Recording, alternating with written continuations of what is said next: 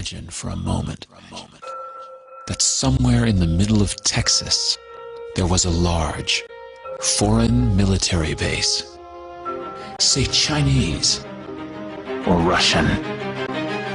Imagine that thousands of armed foreign troops were constantly patrolling American streets in military vehicles. Imagine they were here under the auspices of keeping us safe, or promoting democracy, or protecting their strategic interests. Imagine that they operated outside of U.S. law and that the Constitution did not apply to them. Imagine that every now and then they made mistakes or acted on bad information and accidentally killed or terrorized innocent Americans, including women and children, most of the time with little or no repercussions or consequences. Imagine that they set up checkpoints on our soil and routinely searched and ransacked entire neighborhoods of homes. Imagine if Americans were fearful of these foreign troops and overwhelmingly thought America would be better off without their presence.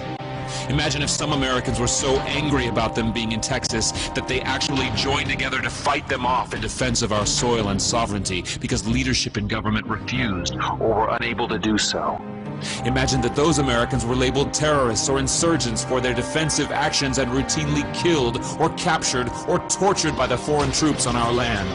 Imagine that the occupiers' attitude was that if they just killed enough Americans, the resistance would stop. But instead, for every American killed, 10 more would take up arms against them, resulting in perpetual bloodshed. Imagine if most of the citizens of the foreign land also wanted these troops to return home. Imagine if they elected a leader who promised to bring them home and put an end to this horror. Imagine if that leader changed his mind once he took office. The reality is that our military presence on foreign soil is as offensive to the people that live there as armed Chinese troops would be if they were stationed in Texas. Shutting down military bases and ceasing to deal with other nations with threats and violence is not isolationism. It is the opposite. Opening ourselves up to friendship, honest trade, and diplomacy is the foreign policy of peace and prosperity. It is the only foreign policy that will not bankrupt us in the short order, as our current actions most definitely will. I share the disappointment of the American people in the foreign policy rhetoric coming from the administration.